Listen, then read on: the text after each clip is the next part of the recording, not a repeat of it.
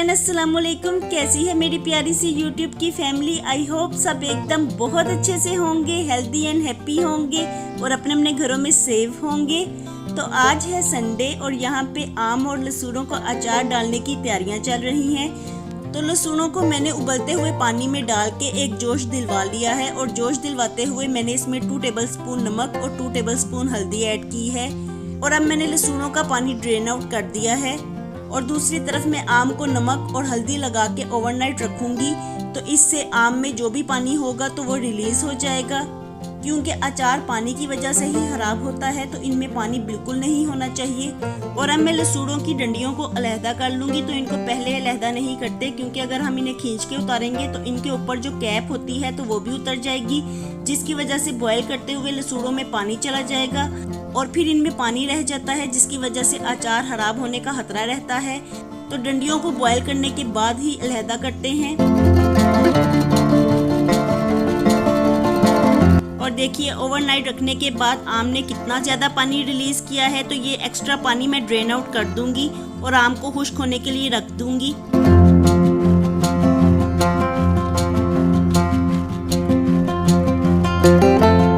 तो आम को मैंने ड्राई होने के लिए रख दिया है और अब चूंकि मॉर्निंग का टाइम है तो मैं जल्दी से कोई ड्रिंक बना लेती हूँ। और समर्स की वजह से सुबह उठते साथ कोई ड्रिंक लेने को दिल करता है। तो यहाँ पे मैं मिल्क शेक बना रही हूँ, क्योंकि आजकल मैंगो का सीजन है तो मिल्क शेक ही पीने में अच्छा लगता है।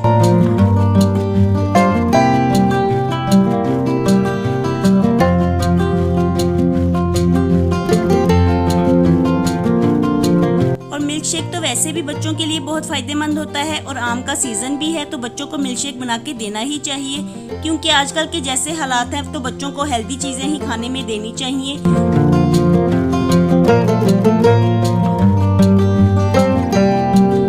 और मिल्क शेक बनाते हुए हमेशा ही मैं थोड़ी सी आइस भी ऐड करती हूँ, ताकि इसके ऊपर झाग ना बने, क्योंकि बच्चों को झाग पीने में अच्छी नहीं लगती। तो इसलिए थोड़ी सी बर्फ ऐड कर देने से मिल्क शेक के ऊपर झाग नहीं बनती। और वैसे तो मुझे समर्स में लस्सी पीनी बहुत ही अच्छी लगती है। लस्सी पीने से एक ताजगी सी आ जाती है, लेकिन बच्चों को मिल्क शेक पसंद है तो आजकल मैं मिल्क शेक ही बना रही हूँ।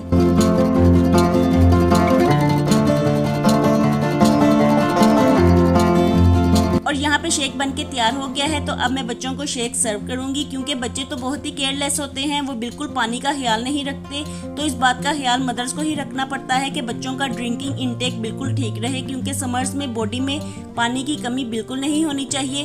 और इसलिए सुबह उठते साथ अगर कोई ड्रिंक ले लिया जाए तो ये स्टमक के लिए भी अच्छा होता है।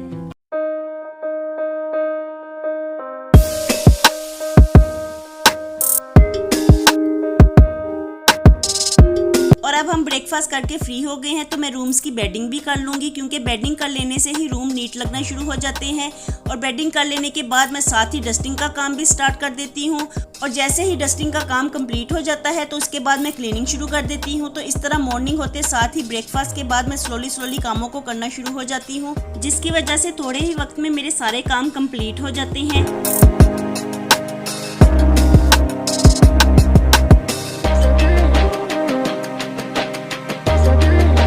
और अब चूंकि गर्मियों का सीजन है तो इसलिए मॉर्निंग होते साथ ही कामों को स्टार्ट कर देना चाहिए, क्योंकि जैसे जैसे दिन बढ़ता जाता है तो गर्मी भी ज़्यादा ही होती जाती है। और मॉर्निंग में वेदर भी थोड़ा थोड़ा ठंडा होता है, तो इसलिए काम करने में आसानी हो जाती है।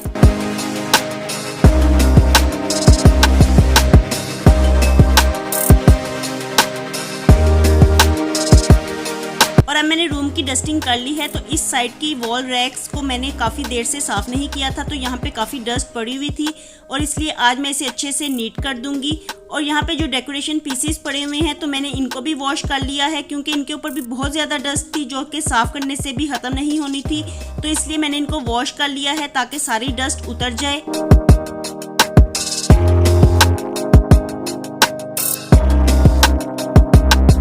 बास जगह ऐसी होती हैं जो कि डेली डस्टिंग में नहीं आती और वो अक्सर ही माइंड से निकल जाती हैं। और ये जगह भी मेरे माइंड से बिल्कुल निकली हुई थी, तो यहाँ पे काफ़ी डस्ट जमा हो गई थी।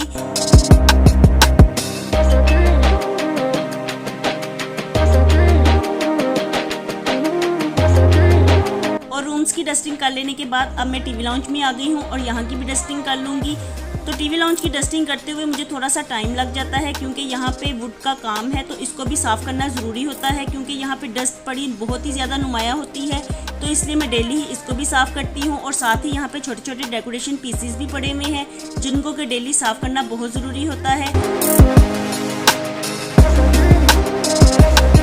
और आजकल तो मुझे डेली ही डस्टिंग करना पड़ती है क्योंकि बाज़ दफ़ा ऐसा होता है कि डस्ट वाली हवाएं चलना शुरू हो जाती हैं जिसकी वजह से घर में डस्ट काफ़ी आ जाती है। तो इसलिए मैं डस्टिंग का काम आजकल डेली ही करती हूँ।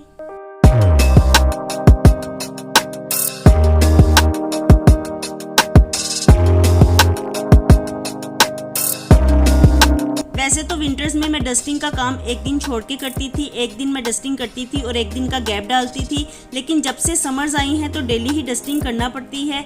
और यहाँ पे टीवी लाउंज में सोफ़े भी कुछ इस सॉर्ट के हैं कि इनके ऊपर भी डस्ट पड़ी बहुत ही ज़्यादा नुमाया होती है, तो डेली इनको भी साफ़ करना होता है। इसलिए टीवी लाउंज की डस्टिंग करते हुए मुझे काफ़ी ज़्यादा टाइम लग जाता है।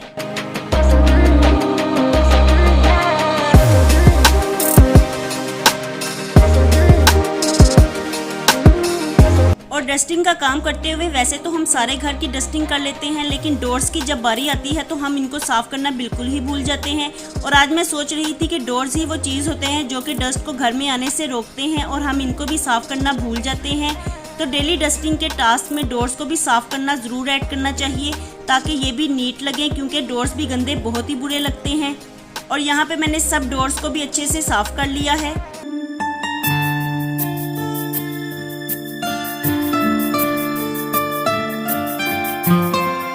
आज मैंने बच्चों के बैग सेट कर दिए हैं क्योंकि कल से बच्चों के स्कूल्स ओपन हो रहे हैं इंशाल्लाह, तो बच्चे कल से स्कूल भी जाएंगे।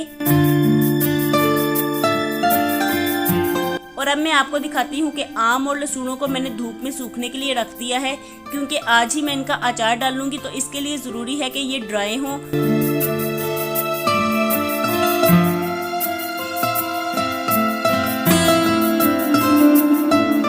और क्लीनिंग और डस्टिंग का काम तो मैंने मॉर्निंग में ही कर लिया था और अब इवनिंग होने वाली है तो मैं प्लांट्स को पानी दे दूंगी क्योंकि ये प्लांट्स भी आजकल बहुत ज़्यादा ड्राई हो जाते हैं। यहाँ पे टेरेस पे बहुत ज़्यादा धूप पड़ती है जिसकी वजह से सारे प्लांट्स ही ड्राई हो जाते हैं।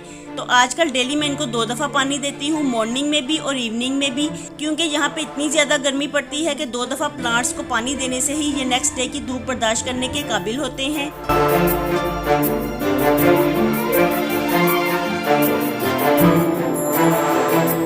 और मॉर्निंग में भी और इवनिंग में भी प्लांट्स को पानी देने के बाद मैं इनके साथ थोड़ा सा टाइम स्पेंड करती हूँ क्योंकि इनकी ग्रीनरी देखने में मुझे बहुत ही अच्छी लगती है और आंखों को ठंडक का एहसास होता है, तो मैं इनके साथ थोड़ा सा टाइम स्पेंड करती हूँ।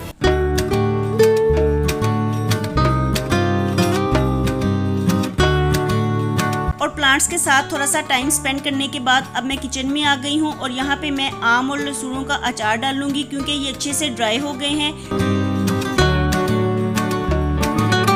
अचार डालने के लिए इस बात को जहन में रखना चाहिए कि चीज़ों में पानी बिल्कुल नहीं होना चाहिए क्योंकि पानी की वजह से ही अचार खराब होता है। और यहाँ पे मैंने सरसों का तेल गर्म होने के लिए रख दिया है क्योंकि कच्चा ऑयल कड़वा होता है और हर किसी को कच्चे ऑयल का जायका अच्छा नहीं लगता।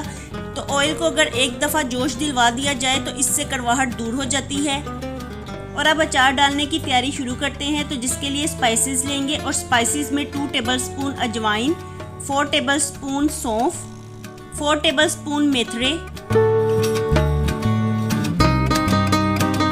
4 टेबलस्पून साबुत सूखा धनिया, 4 टेबलस्पून जीरा, 1 टेबलस्पून साबुत काली मिर्च, 2 टेबलस्पून सरसों और 3 टेबलस्पून राई लूँगी। और इन सब स्पाइसेस को अब मैं ड्राई रोस्ट कर लूँगी। तो ड्राई रोस्ट करने के लिए मैंने फ्राई पैन को अच्छी तरह से गर्म कर लिया है और गर्म करने के बाद मैं सब स्पाइसेस इसमें ऐड कर दूँगी और स्पैचुला की मदद से 1 से 2 मिनट के लिए स्पाइसेस को ड्राई रोस्ट करूँगी।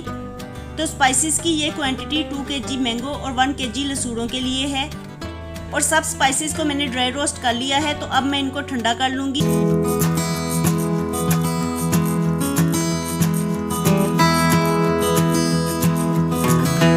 जितनी देर में स्पाइसेस ठंडे होंगे उतनी देर में मैं दूध को बॉईल कर लेती हूँ। और आज दूध को बॉईल करते हुए काफ़ी ज़्यादा टाइम हो गया है। वैसे तो मैं दूध को इवनिंग में बॉईल करती हूँ, लेकिन आज टाइम ज़्यादा ही हो गया है। क्योंकि अचार के लिए चीज़ें तैयार करते हुए काफ़ी ज़्यादा टाइम लग गया है।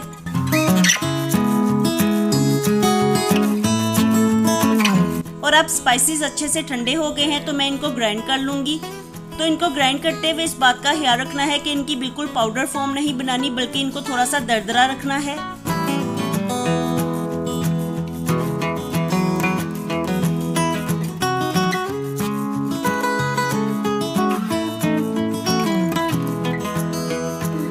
तो सब स्पाइसेस को मैंने ग्राइंड कर लिया है और ग्राइंड करते हुए मैंने हाफ स्पाइसेस ऐड किए हैं और हाफ को मैं बाद में ग्राइंड करूँगी। और देखिए मैंने इसको दरदरा सा ग्राइंड किया है। और अब मैं इसमें स्पाइसेस ऐड करूंगी। तो स्पाइसेस में 2 टेबलस्पून नमक, 2 टेबलस्पून पिसी हुई सुरख मिर्च, 2 टेबलस्पून हल्दी और 2 टेबलस्पून कुटी हुई लाल मिर्च को ऐड करूंगी। और साथ ही मैंने 2 टेबलस्पून कलौंजी ऐड की है। और अब मैं इसमें ऑयल ऐड करूंगी।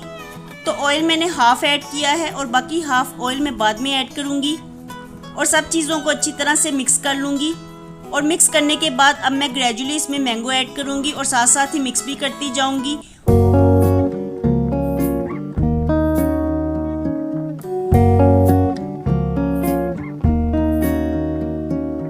और मैंगो मसाले में अच्छी तरह से मिक्स कर लेने के बाद अब मैं लसूड़े भी मसाले में ऐड कर दूंगी और इनको भी अच्छी तरह से मिक्स कर लूंगी। तो मिक्सिंग का काम बहुत अच्छी तरह से करना है ताकि मसाले की कोटिंग सब चीज़ों पे बहुत अच्छी तरह से हो जाए। और देखिए यहाँ पे मैंने सब चीज़ों को ही अच्छी तरह से मिक्स कर लिया है।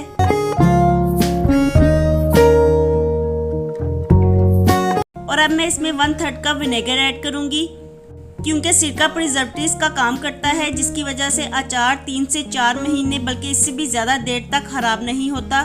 और यहाँ पे हमारा अचार बन के तैयार हो गया है। तो अब मैं इसे कंटेनर में डाल लूँगी। तो अचार डालने के लिए शीशे, प्लास्टिक या मिट्टी का जार इस्तेमाल किया जा सकता है। और यहाँ पे मैं प्लास्टिक का जार इस्तेमाल कर रही हूँ। और देखिए अचार देखने में कितना अच्छा लग रहा है। और अब मैं बाकी हाफ ऑयल इसके ऊपर डाल दूंगी। और अचार डालने के लिए मैंने 1 kg सरसों का तेल इस्तेमाल किया है। और अब मैं इसके ऊपर मलमल का कपड़ा बांध दूंगी। और अभी मैं कंटेनर को लिड से कवर नहीं करूंगी, क्योंकि जैसे जैसे अचार पकता है तो इसमें से गैस निकलती है। और अगर इसके ऊपर कवर लगा होगा तो फिर वो गैस नहीं निकल सकेगी, जिसकी वजह से अचार खराब होने का खतरा रहता है। तो इसलिए घर में जो भी मलमल का कपड़ा हो तो वो कंटेनर के ऊपर बांध देना चाहिए, ताकि हवा की क्रॉसिंग होती रहे। वैसे भी समर्स हैं तो हवा की क्रॉसिंग कंटेनर में से ज़रूर होनी चाहिए। आम और लहसुनों का सीजन चल रहा है, इसलिए मज़ेदार सा अचार डालिए और अपनी फैमिली के साथ एंजॉय कीजिए।